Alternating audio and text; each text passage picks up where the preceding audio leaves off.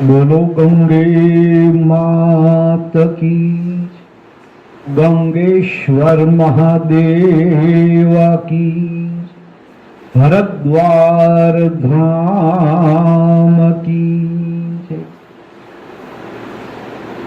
આજની મંગલમય કથા શ્રી ગંગાજી અવતરણ મહારાજા સગરના 60,000 પુત્રોને ઉદ્ધાર કરનારી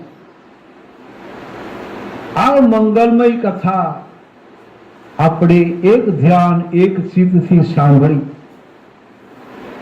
આ કથાનું પુણ્ય આપણા પિતૃઓને આપણે આપીશું તો આપણા પિતૃઓનો પણ ઉદ્ધાર થશે, મોક્ષ થશે, એ પિતૃઓને પરમ શાંતિ મળશે અને એ પિતૃઓના આપણને ખૂબ આશીર્વાદ મળશે. ગંગાજીની કથા ભક્તિ અને મુક્તિ બંને દેનારી છે. ભક્તિશ્ચ મુક્તિ ચ દદાસી નિત્યમ ભાવાનુસારેણ સદા નરાણામ. જે ભક્તિ અને મુક્તિ દેનારી આ માં ગંગાજીની કથા છે. સર્વ એક ચિત્તથી સાંભળી તમારા પિતૃઓને પુણ્ય અર્પણ કરજો. એ પિતૃઓને પરમ શાંતિ, ગંગાપાન, ગંગા સ્નાન અને ગંગા મૈયા દ્વારા એમને મોક્ષ મળશે. આ કથાનો પ્રારંભ અયોધ્યામાંથી થાય છે. ભગવાન શ્રી રામજીના પૂર્વજો મહારાજા હરિશ્ચંદ્ર રાજા સત્ય માટે પોતે વેચાણા, સત્ય માટે તારામતી એમના રાણીને વેચ્યા અને સત્ય માટે કુમળી ઉંમરનો રોહિત નામના પુત્રને વેચ્યો. જે પૂર્વજો આવા સત્યના આગ્રહી હોય એ કુળમાં જ ભગવાન રામજી પધારે. આવા હરિશ્ચંદ્ર રાજા એમના પુત્ર રોહિત, એમના વંશની અંદર બાહુક નામના રાજા થયા. મહારાજા બાહુકને સંતાન નથી. કેશિની નામના મહારાણી પરમ દેવી સમાન છે. એકવાર રાજાએ કેશિની મહારાણીને કહ્યું, દેવી, જો તમારી અનુમતિ હોય તો પુત્ર માટે થઈ અને હું બીજા લગ્ન કરું. આટલું કહ્યું ત્યારે કેશીની મહારાણીજી બોલ્યા, સ્વામીનાથ, હું તો તમારા ચરણની રજ છું, મારી રજા ન લેવાય, આપ બીજું લગ્ન કરો. કેશીની મહારાણીજીની અનુમતિથી મહારાજાએ પુત્ર માટે થઈ ઘણા બધી રાણીઓ સાથે લગ્ન કર્યા, પરંતુ વિધાતાની વક્રતા મહારાજાને કોઈ સંતાન ન થઈ. ચિંતિત થયેલા મહારાજે વિચાર્યું કે જ્યારે બહુ સંકટ પડે ત્યારે આડાવડા ન જવાય, પરંતુ સદગુરુદેવનો આશરો લેવો જોઈએ. તમામ દુઃખનું શમન કરનાર આપણા સદગુરુ છે, ગુરુની ઉપર વિશ્વાસ રાખવો જોઈએ. આવો વિચાર કરી વશિષ્ઠ ગુરુ એમની પાસે પધારે છે. ગુરુદેવ, મને પુત્ર અપેક્ષા નથી, પરંતુ એક જ ચિંતા છે કે મારા મૃત્યુ પછી અયોધ્યાની પ્રજાનું જતન કોણ કરશે? આપ કૃપા કરી મને એક પુત્ર થાય, કોઈ એવા આશીર્વાદ આપો. આટલું નિવેદન કર્યું. ગુરુ વશિષ્ઠજીએ કહ્યું, રાજા ચિંતા નહીં કર. સદગુરુદેવે એક ફળ આપ્યું. કહ્યું કે જે તમારા મહારાણી ધર્મનું પાલન કરતા હોય, નિત્ય દેવ દર્શન કરતા હોય, પીપળે પ્રદક્ષિણા કરતા હોય, પીપળે જળ રેડતા હોય, તુલસી માતાની મર્યાદા રાખતા હોય અને ગાયત્રી મંત્ર જપતા હોય, એવા રાણીને તમે કહેજો કે સવારે સ્નાન કરી શિવ પૂજા કરી, તુલસી ક્યારાને જળ રેડી, પીપળે જળ રેડી અને ગાયત્રી મંત્રનો ઉચ્ચાર કરી અને પવિત્ર વિચાર ધારણ કરી અને ફળ ખાઈ જાય એ ચોક્કસ પુત્રવતી બનશે. અને એમને જે પુત્ર થશે એ અમૃતમયી પુત્ર થશે. સદગુરુદેવ પાસેથી ફળ લઈને આવ્યા. રાજાએ વિચાર્યું કે ધર્મનું પાલન કરનાર તો કેશીની મહારાણી છે, જેની અનુમતિથી મેં અન્ય રાણીઓ સાથે લગ્ન કર્યા, પરંતુ કેશીની હારે ધર્મમાં કોઈ ન આવે.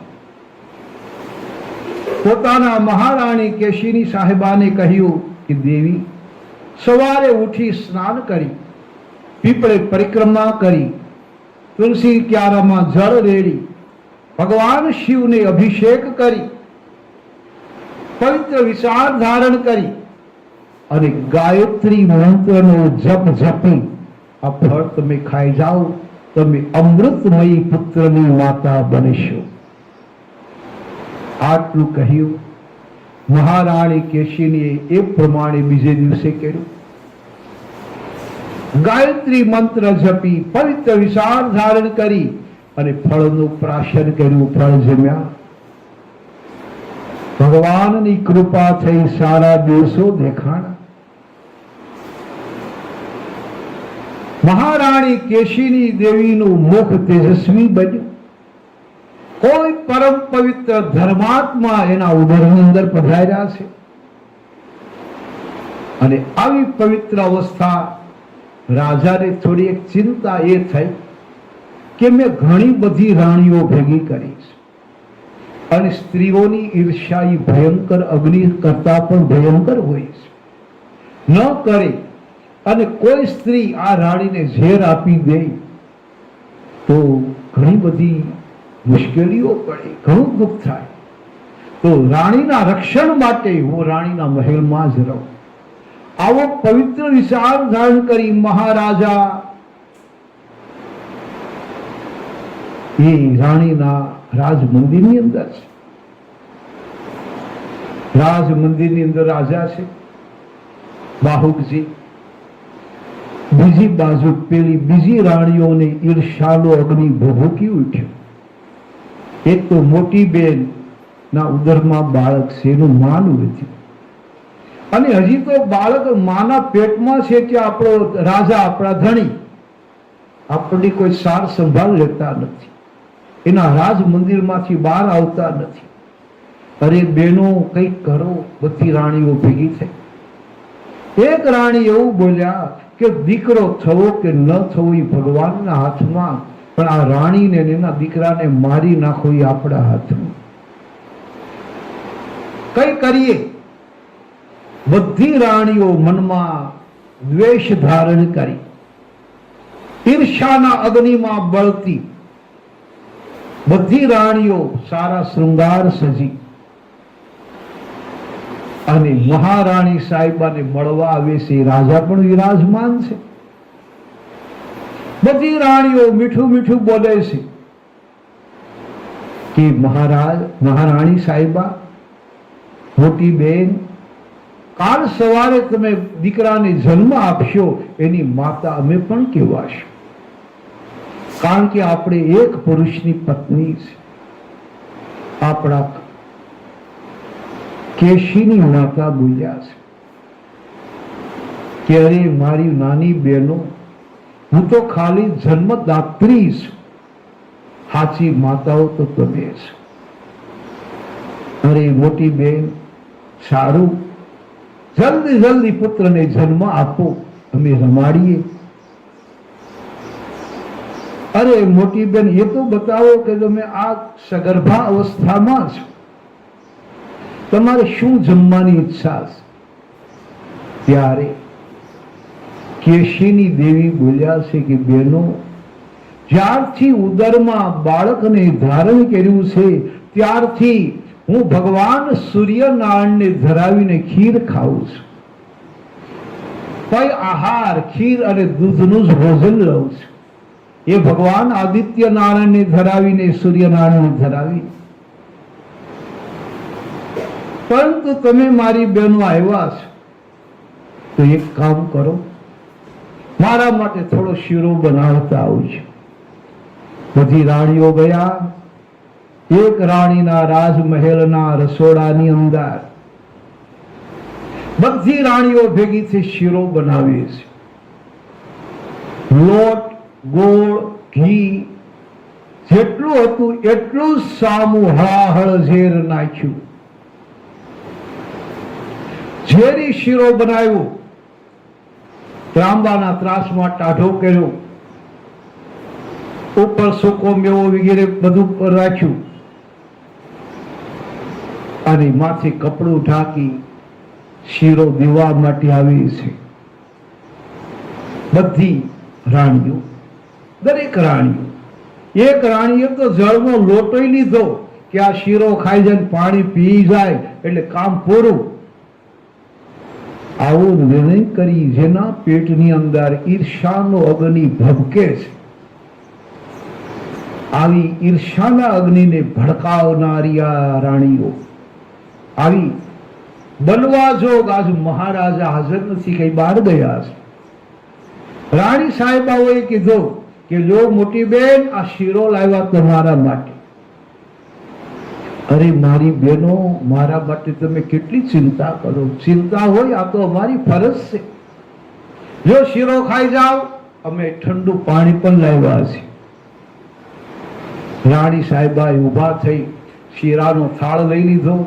પણ રાણી સાહેબાનો નિયમ હતો કે જે કઈ વસ્તુ જમવાની કે પહેરવાની કે કઈ આવે તો પેલા ઠાકોરજીને અર્પણ કરે. ભગવાનને થાળ ધર્યો, તુલસી પત્ર પધરાયું.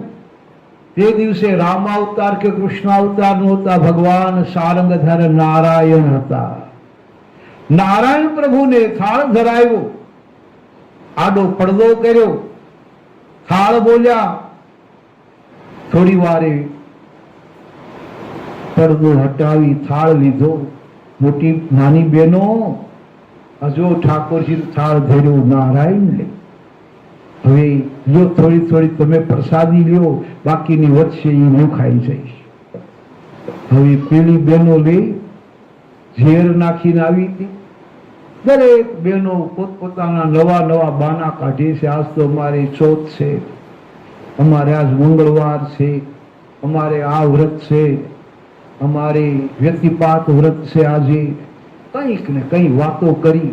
કોઈ ફળ ન, એ શીરો ન ખાધો. શીરો ન ખાધો કોઈએ. મહારાણી સાહેબાએ કીધું, બહેનો તમારું વ્રત મારે તોડાવવું નથી, કઈ વાંધો નહીં.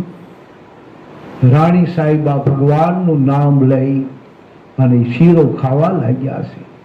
બધી રાણીઓ ટગર ટગર જુએ છે.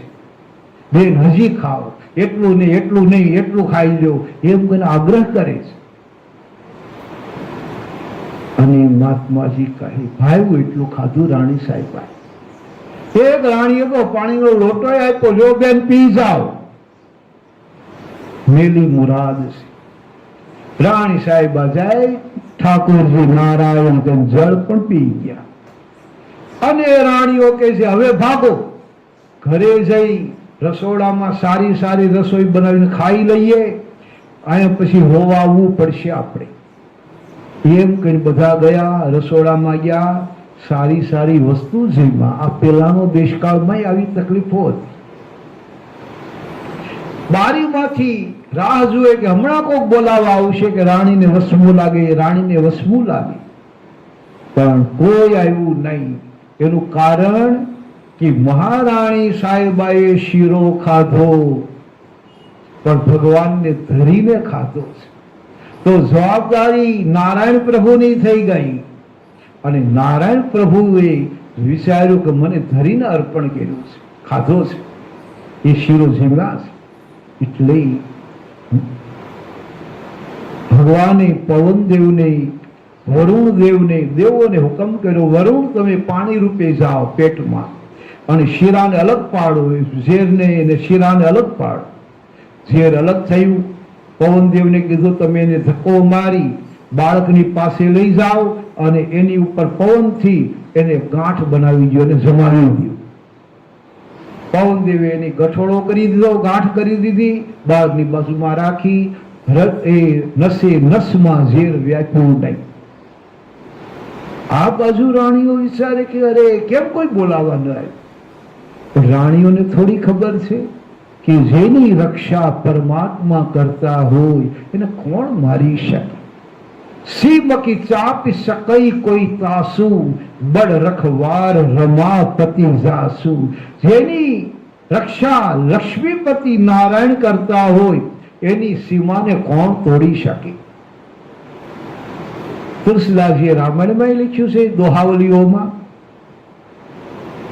કે જીતને તારે ગગન में इतना शत्रु હોય, કૃપા હોય રઘુનાથ કી તો બાલ બાકો નવ હોય. ભગવાનની કૃપા હોય ને કઈ ન થાય. પવન દીવાને બુઝવી શકે, પણ દીવાની ઉપર જો ભગવાનની કૃપા હોય તો પવનની તાકાત નથી દીવાને બુઝવી શકે. ઉર્દू साहित्य फानुस बन के जिसकी हिफाजत हवा करे, वो शम्मा क्या बुझे जिसे रोशन खुदा करे. જેની રક્ષા ઈશ્વર કરતા હોય એ દીવાને પવન શું ઠારી શકે. કહેવાનું આખું તાત્પર્ય મહારાણી સાહેબાને કઈ ન થયું. પ્રાણીઓ અંદર અંદર પેલી થવા લાગી, કે છે કે ગરમા ગરમ શીરો તો એમાં ઝેર નાખ્યું, ઝેરનું મારણ વયું ગયું. અરે મારણ કાઢનારો તો ઠાકોરજી છે. સમય ઉપર સમય વીતે, પુત્ર જન્મનો અવસર થયો, એ અવસર આવ્યો. આ તો મહારાણી સાહેબા છે, રાજ વૈદો પરિચારિકાઓ આવી ગયા, બધા ઉપચારો થવા લાગ્યા. થોડી વાર થઈ ત્યાં તો મહારાણી સાહેબાએ રૂપ રૂપનો અંબાર, જેની માતાએ સૂર્યનારાયણને ધરાવીને ખીર ખાધી હતી, એવો ભગવાન સૂર્ય જેવો પ્રતાપી દીકરાનો જન્મ થયો. આનંદ આનંદ થયો. પણ મહારાણી સાહેબાએ કહ્યું કે હજી મને પેટમાં દર્દ થાય છે. પરિચારિકાઓએ ઉપચાર કર્યા અને થોડી વારમાં પેલી ઝેરની ગાંઠને બહાર કાઢી. પરિચારિકાઓ વિચારે કે આપણા વર્ષોના અનુભવમાં આવું ક્યારેય બન્યું નથી. આ શું? એ ગાંઠ કાઢી રાજવૈદોને આપી, એનું પરીક્ષણ કર્યું, બાયોપ્સી કરી, પોસ્ટમોર્ટમ કર્યું. અને ડાયા એવા વૈદરાજોએ રાજાને એક બાજુ બોલાવીને કહ્યું, મહારાજ ઘરમાં ને ઘરમાં આવું બધું બન્યું છે, ઝેર આપનાર બીજું કોઈ નહીં, ઘરની વ્યક્તિ હોય, પણ આ વાતને છુપાવી દો એટલે ઘરમાં ક્લેશ કંકાસ ન થાય. રાજાએ વાત છુપાવી દીધી. આ વાત પરિપૂર્ણ થઈ, દીકરો પ્રગટ થયો. આખી અયોધ્યામાં મીઠાઈ વેચાય. સમયાંતરે સદગુરુ નામ પાડવા માટે આવ્યા બાળકનું. તો સદગુરુ નામ પાડે એ બાળકના ગુણ જોઈને નામ પાડે. એટલે સદગુરુદેવે કહ્યું કે આ બાળક માતાના પેટમાં ઝેરની ગાંઠ સાથે રહ્યો છે. એટલે સંસ્કૃતમાં ઝેરને ગર કહેવામાં આવે. ગર એટલે ઝેર. વિષમ ગરલ જેહી પાન કિય તેહી ભજસી મતિ મંદ. આવા ભગવાન શંકરનું જે પીધું એને ગર કહેવાય. તો આ ગર એટલે ઝેર અને સ એટલે સહિત. એટલે આ બાળક ઝેર સાથે માના પેટમાં રહ્યો એટલે આનું નામ સગર રાખો. સ એટલે સહિત, ગર એટલે ઝેર. બાળકનું નામ સગર પડ્યું. જય જયકાર થયો. બોલીએ સગર મહારાજ કી જય. ગંગાજીને લાવનાર પ્રથમ પેઢી આવી. એ પછી સગર રાજા યુવાન બન્યા, રાજગાદી ઉપર આવ્યા. મહારાજા સગરે બ્રાહ્મણ પંડિતોને કીધું કે રાજાઓના બે કાર્ય છે મહત્વના. એક પ્રજાનું કાર્ય લોકોનું કાર્ય, બીજું ધર્મ કાર્ય. તો બેમાં પેલું કાર્ય ક્યું કરવું? તો પંડિત વિદ્વાનોએ મનુસ્મૃતિને આધારે કહ્યું કે પેલા લોકોને સુખી કરો, સમાજનું ઉત્કર્ષ કરો, સમાજનું ઉત્થાન કરો, સમાજને ધંધા રોજગાર આપો અને સમાજને સુખી કરો. બીજા ચેપ્ટરમાં ધર્મ કાર્ય. એટલે સગર રાજાએ દરેકને ધંધા રોજગાર બધું આપ્યું.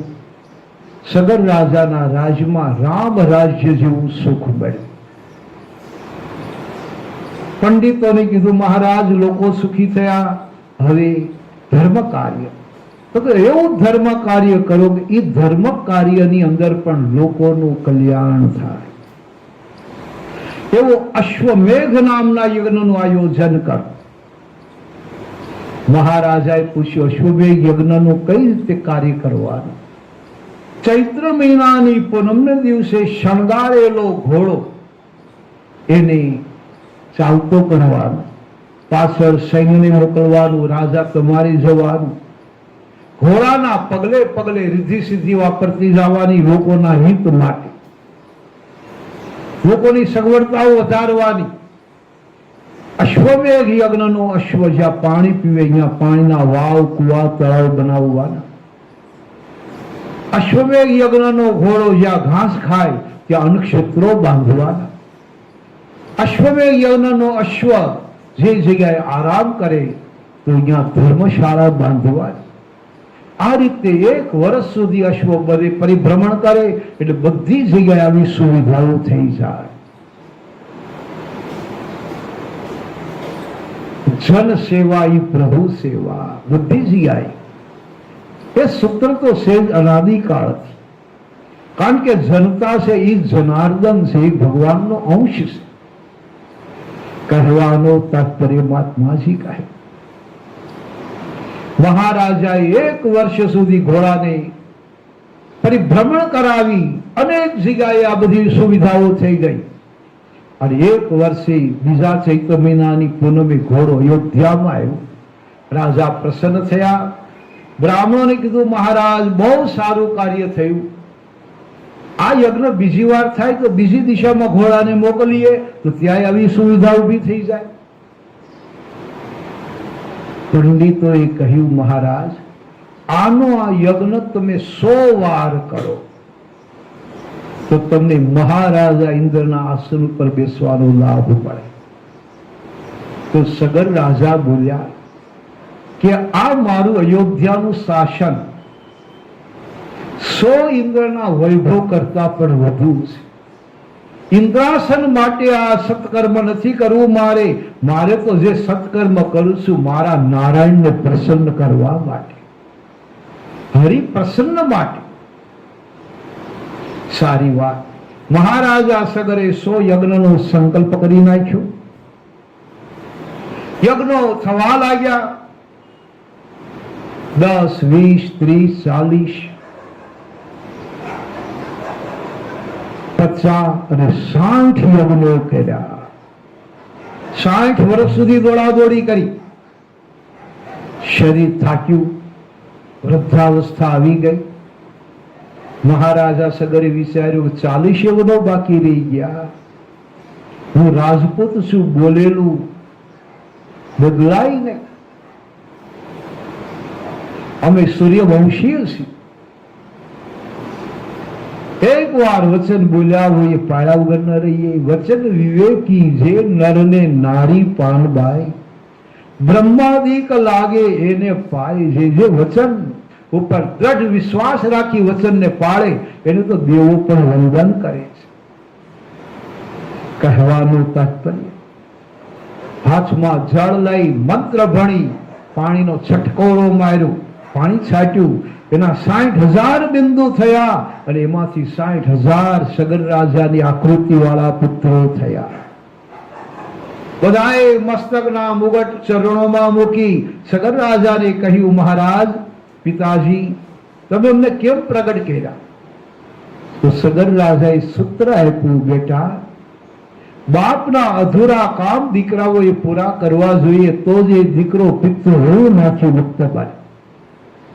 બેટા, મેં 60 યજ્ઞ કર્યા, 40 યજ્ઞો બાકી છે. એ બાપના અધૂરા કામ તમે પૂરા કરો, યજ્ઞ પૂરા કરો.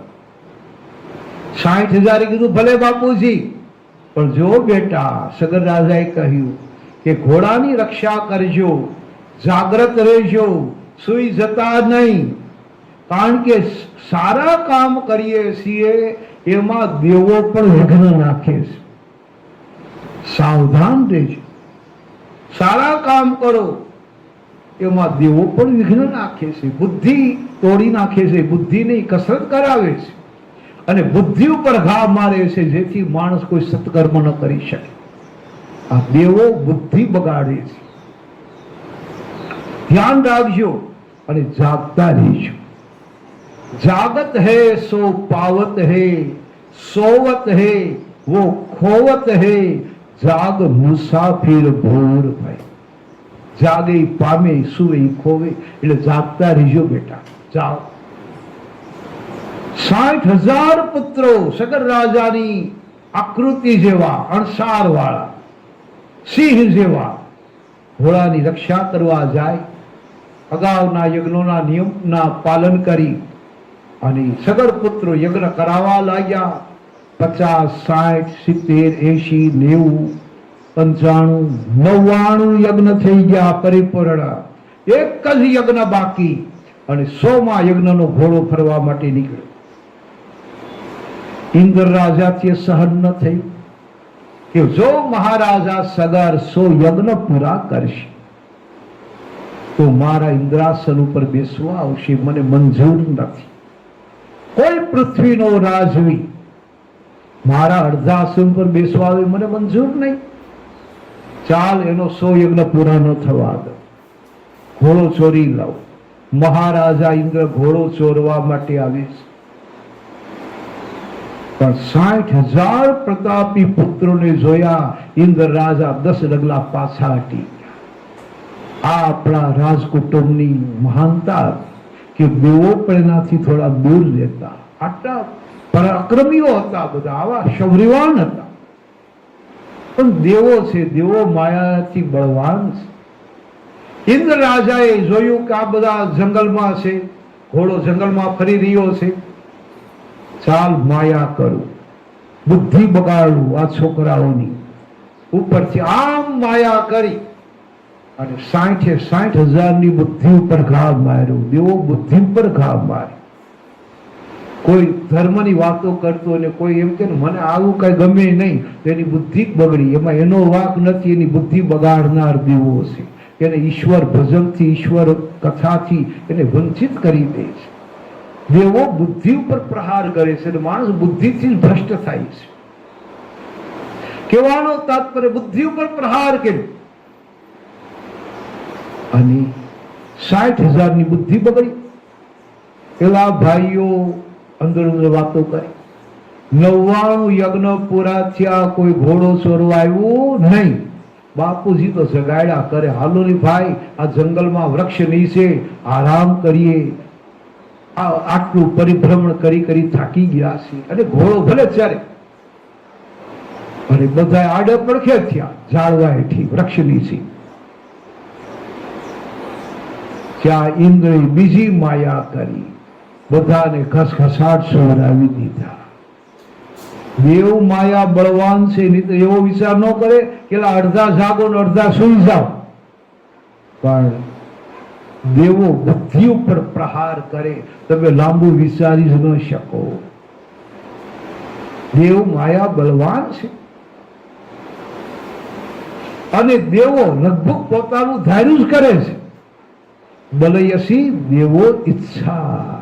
દેવો પોતાની ઈચ્છાને પરિપૂર્ણ જ કરે છે. એ દેવ છે. મનુષ્ય જાતિ ટૂંકી પડે એમની પાસે. 60,000 સુઈ ગયા. મહારાજા ઇન્દ્ર ઘોડો ઉપાડી ગયા, પણ બુદ્ધિશાળી સ્વર્ગમાં તો આ મહાત્માજી આવે છે, ત્યાંથી ઘોડો પકડાય મુદ્દા માર તો મારું નામ આવે, મારું નામ ન આવે, એટલા માટે એને ઘોડો પાતાળમાં લઈ ગયા. કપિલ ભગવાન સમાધિ અવસ્થામાં તપ કરતા હતા. એના આશ્રમના થાંભલા ઘોડો બાંધી દીધો. કદાચ ઘોડો પકડાય તો મહારાજા ઋષિ કપિલ ઉપર આવે. આટલી રાજનીતિ કૂટનીતિનો પ્રયોગ ઇન્દ્ર મહારાજે કર્યો. ઇન્દ્ર ચાલ્યા ગયા ઘોડો બાંધીને. સગર પુત્રો જાગ્યા, ચારે બાજુ જોયું, ન ઘોડો મળે. પર્વતો ખૂંદી નાખ્યા, જંગલો ખૂંદી નાખ્યા, ક્યાંય ઘોડો નહીં. હિંમત હારેલા છોકરાઓએ સગર રાજાને ફોન કર્યો. એને વાત કરી કે બાપુજી, આપણો ઘોડો ચોરાઈ ગયો. તો સામેથી સગર રાજા કીધું તમે સુઈ ગયા હશો. આટલી વાતો કરે એ સમયમાં મોબાઈલ ફોન જેવું કઈ હશે તો ખરું. મંત્ર યુગ હતો. પાંડુરંગ દાદા કહે ને કે મંત્ર યુગની સિદ્ધિ તો કોઈ અલૌકિક હતી. ક્યાં ક્યાં ને ક્યાં વાતો કરી શકે, ક્યાં ક્યાં ને ક્યાં પ્રગટ થઈ શકે. જે મંત્ર યુગ હતો આ. રાવણ જેવો રાવણ પાતાળમાં રહેલા અહીં રાવણનું સ્મરણ કરે અને જેવું સ્મરણ પૂરું થયું કે અહીં રાવણની સામે પ્રગટ થઈ ગયો. આ મંત્ર યુગની સિદ્ધિ. જો માણસ પ્રગટ થઈ જતા હોય તેના સમાચારો કેમ ન પહોંચે? કહેવાનો હેતુ તમે સુઈ ગયા છો? સગર રાજાએ કીધું હા બાપુજી, બેટા ભૂલ કરી તમે. હવે તમે તો સગર પુત્ર છો. ગમે એમ કરી આકાશ પાતાળ એક કરો, પૃથ્વીનું પણ તોડી નાખો. ઘોડો લઈને આવજો, નકર તમારા મોઢા મને બતાવતા. સગર પુત્રોએ એ પણ વિદ્વાનો હતા. હાથમાં જળ લઈ અને પૃથ્વી પર પાણી છાંટ્યું. જ્યાં પૃથ્વી ઉત્ખનન થવા લાગ્યું, પૃથ્વી તૂટવા લાગી, ખોદાવા લાગી, પણ તૂટી ગયું સીધું પાતાળ. અને 60,000 પુત્રો અંદર ઉતર્યા. બરોબર કપિલ ભગવાન આશ્રમ પાસે જ નીકળ્યા. 60,000 ને જોયા. 60,000 જોયું તો કપિલ ભગવાનના આશ્રમના થાંભલાના સાથે ઘોડો બાંધેલો હતો. 60,000 યુવાન હતા, કોઈ બુઝુર્ગ નહોતા સાથે. બધા જુવાનિયાઓ હતા. તાત્કાલિક સમજ્યા વગરનો નિર્ણય કર્યો કે આ મહારાજ જ આપણો ઘોડો ચોરી ગયા છે, એને પકડો, મારો. આજ આપણો ઘોડો ચોરી, કાલ બીજાનો ચોરી, મારો. સમાધિ અવસ્થામાં મહાત્માજી હતા અને 60,000 નું ટોળું મારવા દોડ્યું. જેવાલા નજીક આવ્યા ને બનવા કાળ મહારાજા કપિલજી જાગૃત થયા. આંખ ખોલી 60,000 ના ટોળાને મારવા આવતું જોયું અને આંખમાંથી અગ્નિ પ્રગટ કર્યો અને 60,000 બળીને ખાખ થઈ ગયા, રાખ થઈ ગયા. સાધુ અવજ્ઞા તુરત ભવાની, કર કલ્યાણ અખિલ કે હાનિ. ગમે એવા તમે સારા કામ કર્યા હોય પણ જો સાધુનો અપરાધ થઈ ગયો તો એ બધાને બળી જતા વાર નથી લાગતી. 60,000 બળીને ભસ્મ. ધર્મના કામોમાં પણ આ મુશ્કેલીઓ આવી. નારદજી સગર રાજાને સમાચાર આપ્યા કે મહારાજ આપના 60,000 પુત્રો કપિલના ક્રોધાગ્નિની અંદર બળીને ભસ્મ થયા. સગર રાજાને પારાવાર દુઃખ થયું.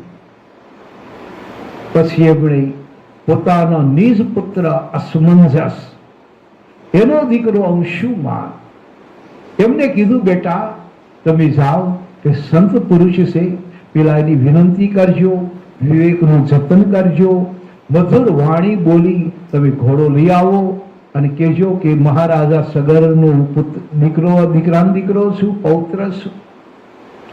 મારા બાપુજી દાદા યજ્ઞ કરે છે, 99 યજ્ઞ પૂરા થયા, 100મા યજ્ઞમાં વિઘ્ન આવ્યું, તો આ ઘોડો આપો તો મારા દાદા પૂરું કરે. એટલે આશીર્વાદ આપશે અને યજ્ઞ આપણો પૂરો થશે. બીજું પૂછતો આવશે કે સંતના અપરાધથી મૃત્યુ પામેલા મારા 60,000 કાકાઓનો ઉદ્ધાર કેમ કરું? જેને તમે બાળી નાખે મારા સગા કાકા છે બધા. આટલું જ કહેવામાં આવ્યું. એ પણ તું પૂછતો આવશે. અંશુમાન વિવેકનો સાગર છે. કપિલ ભગવાનના ચરણોમાં આવીને દંડવત પ્રણામ કર્યા. અને એમણે કપિલ ભગવાનની સાધુ તરીકેની પ્રાર્થના કરી, જે સ્વામિનારાયણ સંપ્રદાયમાં સંત બ્રહ્માનંદજીએ પણ પ્રાર્થના કરી છે. એનું એક ચરણ લઈ લઈએ. અર સંત પરમ હિતકારી જગતના, સંત પરમ હિતકારી, સંત પરમ હિતકારી જગતમાં, સંત પરમ હિતકારી.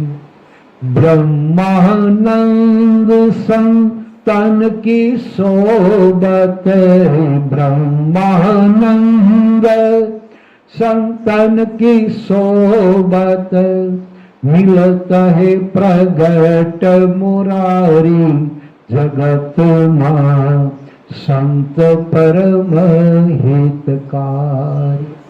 આવી સ્તુતિ કરી ત્યાં તો કપિલ ભગવાન રાજી થયા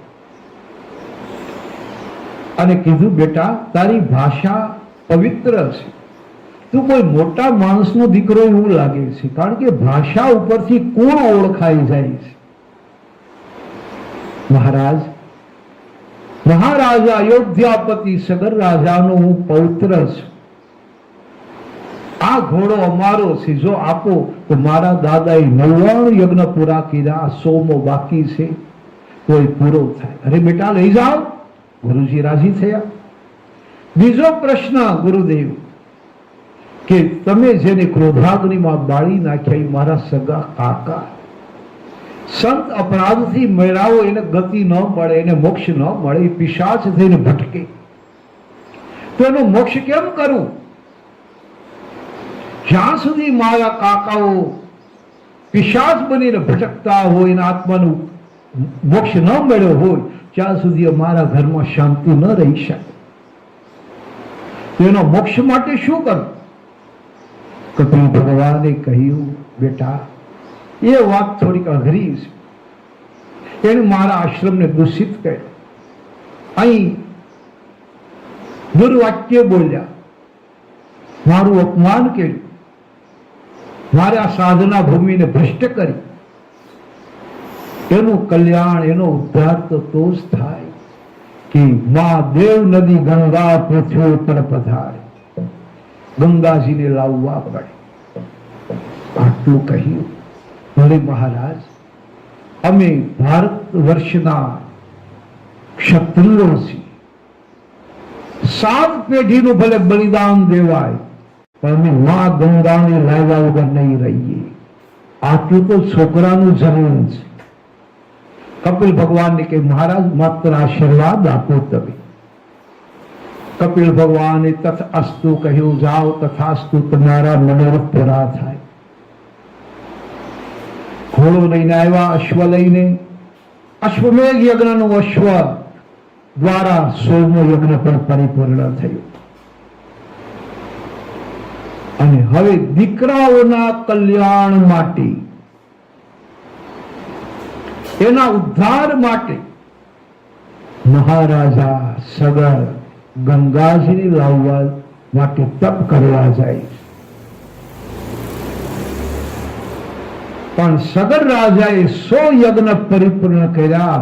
આકાશમાંથી દેવોએ ફૂલોનો વરસાદ વરસાયો, અયોધ્યામાં આનંદ મંગળ થયો, જય જયકાર થયો. 100 યજ્ઞ પરિપૂર્ણ કરી દીકરાઓના આત્માના મોક્ષ માટે બાપને જવું પડે. થોડી કસોટી વાળી કથા છે. બાપનો મોક્ષ દીકરા કરે એ સારી વાત, પણ દીકરાના મોક્ષ માટે બાપને જવું પડે એ બાપ માટે કડવી વાત છે. સગર રાજ આવા કડવા ઘૂંટડા પી ગયા જીવનમાં અને ગંગાજી લાવવા માટે તપ કરવા ગયા. કઠિન તપશ્ચર્યા કરી. સગર રાજાના પ્રાણ છૂટી ગયા. ગંગાજીએ જવાબે એનું આપ્યું, એક પેઢીનું બલિદાન. એ પછી સગર રાજાના દીકરા અસમંજસ મહારાજ, બીજી પેઢી, એને વિચાર્યું કે બાપના અધૂરા કામ દીકરાએ પૂરા કરવા જોઈએ તો પિતૃ ઋણમાંથી મુક્ત થવાય. અસમંજસ ગયા. માં ગંગાજીનું તપ કરતા એના પ્રાણ છૂટી ગયા. માતાજીનો જવાબ એ નહીં. અસમંજસ પુત્ર મહારાજા અંશુમાન એ ગંગાજીને લાવવા માટે તપ કરવા માટે ગયા. ત્રીજી પેઢીનો અંશુમાનના પ્રાણ છૂટી ગયા. ગંગાજીનો જવાબ નહીં. ચોથી પેઢીના મહારાજા અજીતસિંહજી થયા. એ ગંગાજીને લાવવા માટે ગયા. અજીતસિંહજીના પ્રાણ છૂટી ગયા. ગંગા મૈયાનો જવાબ નહીં. પાંચમી પેઢીના મહારાજા દ્વિજરાજસિંહજી ગયા. એના પ્રાણ છૂટી ગયા. જવાબ નહીં. છઠ્ઠી પેઢીએ મહારાજા દિલીપસિંહજી ગયા તપ કરવા માટે. મહારાજા દિલીપના પ્રાણ છૂટી ગયા. જવાબ નહીં. આ બધા સગર રાજાના પુત્રોના નામ સુખ સાગર નામના ગ્રંથની અંદર આપેલા છે. હરદ્વાર અને ઋષિકેશમાં આ 7 પેઢીનો જય જયકાર આજની તારીખમાં પણ થાય છે. કહેવાનું આખું તાત્પર્ય મહાત્માજી લખે છે કે આ પ્રમાણે દિલીપ રાજાના પ્રાણ છૂટ્યા. છઠ્ઠી પેઢી કોઈ જવાબ નહીં. અને હવે 7મી પેઢીએ મહારાજા ભગીરથ રાજા પધારે છે. નેક અને ટેક તો સગર કોના મારા ભાઈ બહેનો, એની જેવો ટેક કોઈ ન રાખી શકે. ને આવા ટેકીલા હતા એટલે જ ગંગાજી આવ્યા. ટેક જુદી વસ્તુ છે. નેક અને ટેક પ્રમાણિકતા ભરેલી ટેક હોવી જોઈએ. આપણી ટેક આપણે લઈએ પણ એમાં પ્રમાણિકતા ન હોય, નેક ન હોય, ખાલી ટેક જ હોય. એ ટેક ક્યારે ફરી જાય એનું કઈ નક્કી નહીં. કહેવાનું તાત્પર્ય નેક ટેક પ્રમાણિક ટેક વાળા છે. મહારાજા ભગીરથ ગંગા મૈયાને લાવવા તપ કરવા ગયા. આ 7મી પેઢી બાપા હવે તેનું તપ ભેગું થઈ ગયું. નેક ટેક આવી ગઈ. આ નેક ટેક. અને આ બધા તપ કરતા ને ત્યારે હાડ પિંજર બેઠા હોય એવું લાગતું. એવા તપ હતા. જ્યારે ભગવાન પ્રસન્ન થતા. આપણે આવા નેક ટેક રાખી ન શકીએ. કહેવાનું તાત્પર્ય મહાત્માજી નિદાન કરે છે કે આ પ્રમાણે ભગીરથ રાજા તપ કરી મા ગંગાજી ને તપનું તેજ લાગ્યું. બ્રહ્માજીને કહે દાદા મારે કેમ જવું? પાપી લોકો મારામાં સ્નાન કરશે, એનું પાપ મુકતા જશે, હું ગંગા મેલી થઈ જઈશ, તો હું પાપ ધોવાય ક્યાં જાઉં?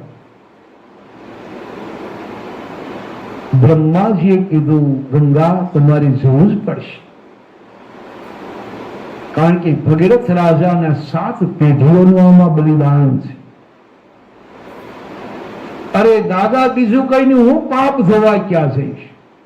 ત્યારે બ્રહ્માજી બહુ સારું બોલ્યા કે ગંગા તમે જાઓ, તમે જગતના પાપોનો નાશ કરજો. જે ગંગા સ્નાન, ગંગા પાન, ગંગાજીનો ચુંદડી મહોત્સવ કરશે, ગંગાજીમાં તરતા દીવા મૂકશે, કે કોઈ એન કેન પ્રકારે ગંગા કિનારે ગૌદાન, બ્રહ્મદાન, ભોજન એ બ્રહ્મ ભોજન, ગૌદાન, દ્રવ્યદાન, અન્નદાન જે કંઈ કરશે એનું પુણ્ય પણ તમને પ્રાપ્ત થશે. બીજું, પાપી લોકો તમારામાં સ્નાન કરશે, જરૂર એ પાપ મુકતા જશે. તમારી પાસે પાપ ઘણું ભેગું થઈ જશે. પણ એ સમયે કોઈ ભારત વર્ષનો મહાન પ્રતાપી સાધુ મહાત્માઓ, સંત એ સ્નાન કરશે ને ત્યારે ગંગાજી તમારા પાપને ધોઈ નાખશે. કારણ કે ભારતના સાધુઓની આવી મહાનતા છે. સાધુ એ સાધુ છે. આટલું કીધું. ગંગા મૈયાને હિંમત આવી, પણ ગંગાજીને જવું ગમતું તો નથી. આવ્યા ભગીરથ રાજા સામે, તમે 7 પેઢીથી મને લાવવા માટે તપ કરો છો. તો ભગીરથ, હાલું આવું, પણ મને ઝીલે કોણ? હું પૃથ્વીનો પળ તોડીને પાતાળમાં વહી જઈશ. મને ઝીલવા વાળો ગોતો. માતાજીએ બાનું કાઢ્યું. ભગીરથ રાજાએ કીધું, માં વચન આપી દો, ઝીલવા વાળો ગોતીએ. મારા 7 પેઢીના બલિદાન છે, તો હવે એક હાટું ક્યાં ગોતવાનું? ઝીલવા વાળો ગોતી. હવે સારી વાત, વચન લઈ લીધું. નારદજીને પૂછ્યું, મહારાજ, ગંગાજીને ઉતારવા માટે ગંગાજીનું અવતરણ કરવા એને ઝીલે કોણ? કોણ એવા સમૃદ્ધ દેવ છે? નારદજીએ કીધું કે જે કામ દેવોથી ન થાય એ કામ મહાદેવ કરે છે. શિવના શરણ સેવો, ભગવાન શિવજીનું શરણ સેવે છે. ભગીરથ રાજા ભગવાન શિવને મનાવે. હાલો શિવજીનો છંદ બોલીએ, ભગવાન શિવને છંદ દ્વારા મનાવીએ. અરજય મહેશ જટા જૂટ કંઠ સોહે કાલકૂટ જન્મ મરણ જાય છોટ નામ લેકે જાકે तीन नैन चंद्र भाल कंठन में मुंडन की माल सोहे तन मृग छाल कटी में नाग बाके हे जी गौरी बसत सदा संग भस्म लसत यंग यंग शीश गंग के तरंग वहान वृष भाके कर त्रिशूल यरु कुठार ब्रह्मानंद निर्विकार जाकी महिमा अपार कहत वेद थाके। શિવજીનું જ્યાં સ્મરણ કર્યું, ભોળોનાથ પ્રગટ થયા. આશુતોષ જલ્દી પ્રસન્ન થનારા. વરમ રૂહી મહારાજા ભગીરથ વરમ રુયાત વરદાન માગો. રાજા ભગીરથ બોલ્યા, પ્રભુ, મારા એકના પિતૃના ઉદ્ધાર માટે નહીં, પણ સમસ્ત સૃષ્ટિના પિતૃના ઉદ્ધાર માટે માતેશ્વરી માં ગંગાને અવતરણ કરવું છે, તો આપની જટાજૂટની અંદર ગંગાજીને તમે ઝીલો. ભગવાન શિવજી પ્રસન્ન થયા કે મારું નામ શિવ છે, કલ્યાણકાર. અને રાજા ભગીરથ, તમારો સિદ્ધાંત પણ શિવ છે, કલ્યાણકારી. તો હું મંજૂર થાઉં છું. ગંગાજીને કહી દો, મને મારા ઉપર આવે, હું એને જીવી લઈશ. ભગીરથ રાજાએ માં ગંગાજીને કહ્યું કે ભગવાન શિવજી તમને જીવશે. તો ગંગાજી આવા પવિત્ર બ્રહ્મલોકમાં રહેનારા શિવજીને નથી ઓળખી શક્યા. શિવ તત્વ અઘરું છે. એને એમ થયું કે શંકર મને જીવે, એવી ઉપર પડવું કે શંકરને પણ પાતાળમાં લઈ જાવ. મા ગંગાને અભિમાન શિવજીને થયું કે હજી ગંગાની અંદર અભિમાન હોય તો જ્યાં સુધી અભિમાન હોય તો એ પિતૃનો ઉદ્ધાર ન કરી શકે.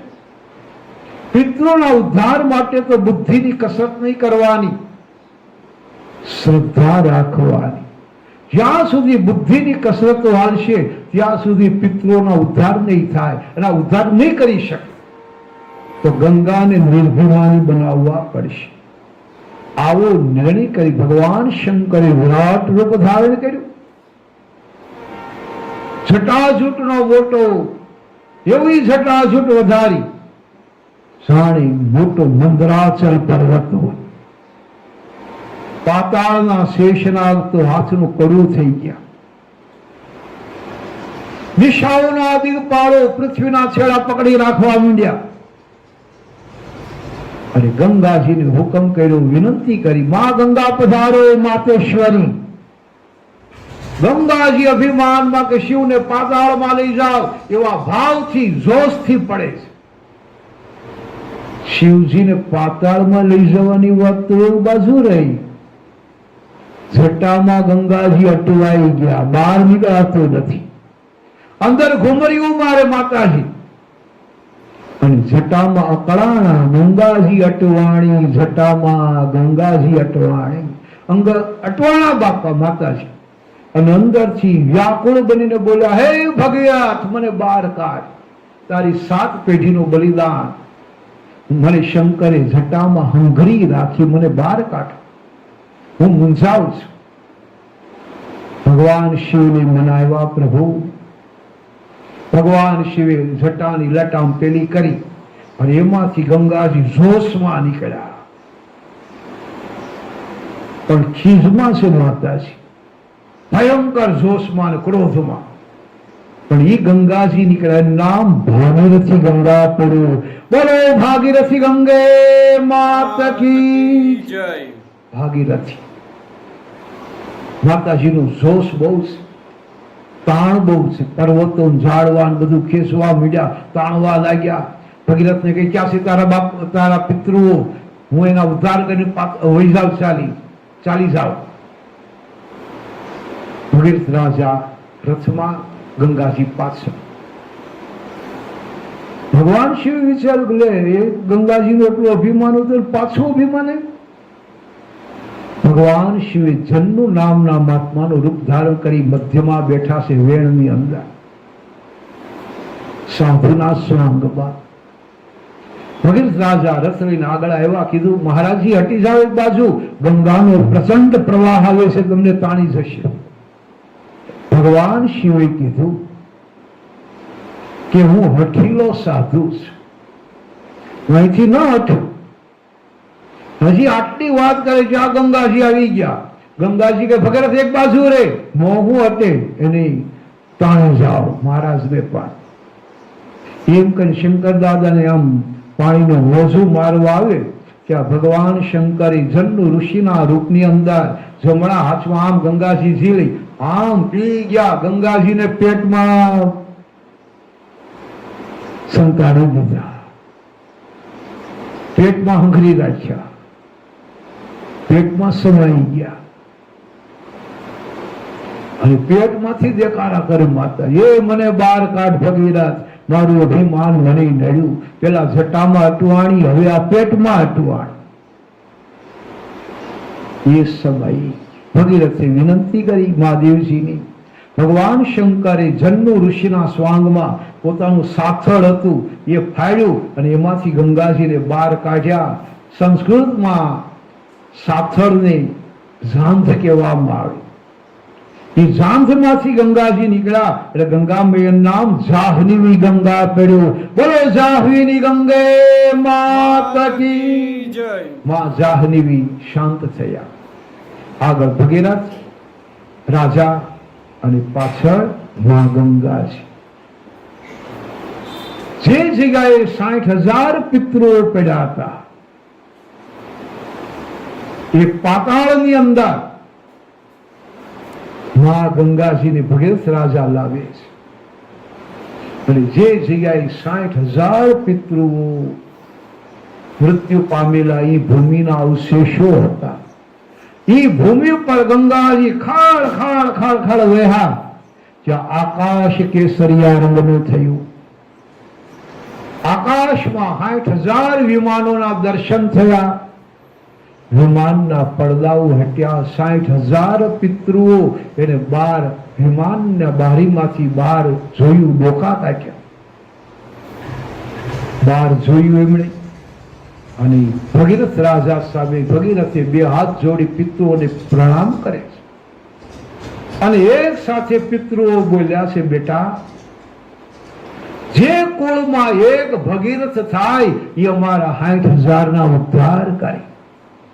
દીકરા તો ભગીરથ જેવા હોવા જોઈએ જે પિતૃઓના ઉદ્ધાર કરે.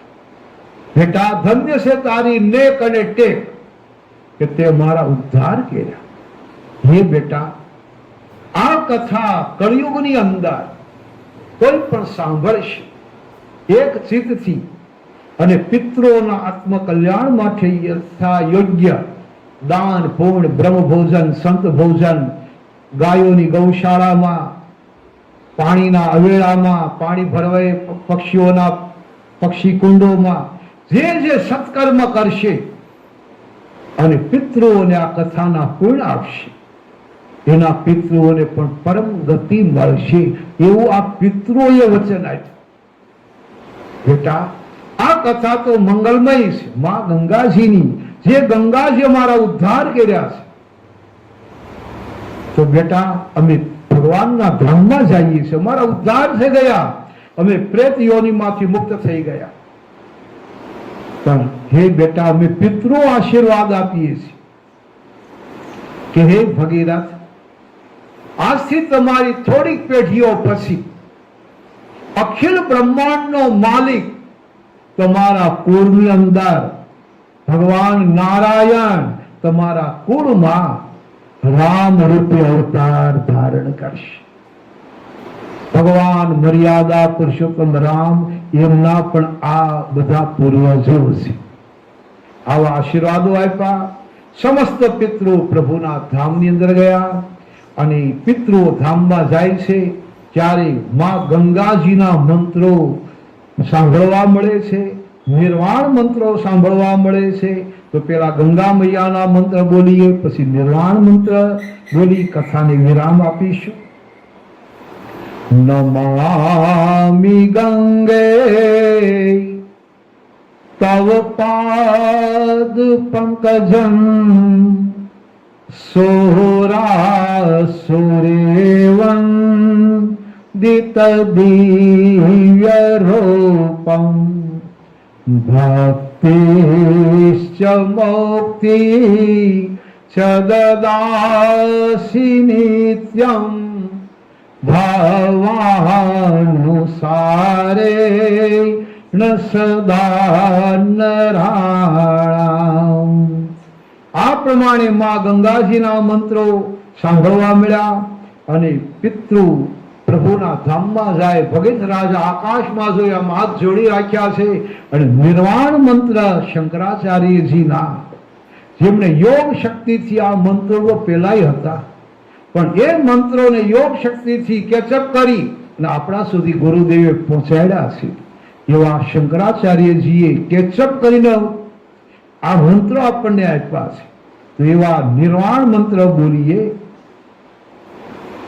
ન મે મૃત્યુ શંકા ન મે જાતિ ભેદ પિતાર નૈવ મે નૈવ મહાતાર્ન જન્મ ન બંધોર ન મિત્રમ ગુરુર્નૈવ શિષ્યઃ ચિદાનંદ રૂપ શિવોહમ શિવોહમ ચિદાનંદ રૂપ શિવોહમ શિવોહમ અહમ નિર્વિકલ્પો નિરાકાર રૂપ વિભુર્વ્યાપ્ત સર્વત્ર સર્વેન્દ્રિયાણામ સદા મે સમત્વમ ન મુક્તિ ન બંધન ચિદાનંદ રૂપ શિવોહમ શિવોહમ ચિદાનંદ રૂપ શિવોહમ શિવોહમ. આ રીતે માં ગંગાજીની કથા, ગંગા અવતરણ, સગર રાજાના 60,000 પિતૃઓ, એના પુત્રોનો ઉદ્ધાર, ભગીરથ રાજાના 60,000 પિતૃઓનો ઉદ્ધાર. આ કથા આપણે પ્રેમથી સાંભળીશું અને આપણા પિતૃઓને આ કથાનું પૂર્ણ અર્પણ કરીશું. તો આપણા પિતૃઓને પણ પરમ શાંતિ અને પિતૃઓનો પણ મોક્ષ થશે. આ પ્રમાણે આજની માં ગંગાજીની કથા પરિપૂર્ણ થઈ. બોલો ગંગે માત કી જય, ગંગેશ્વર મહાદેવ કી જય, હરદ્વાર ધામ કી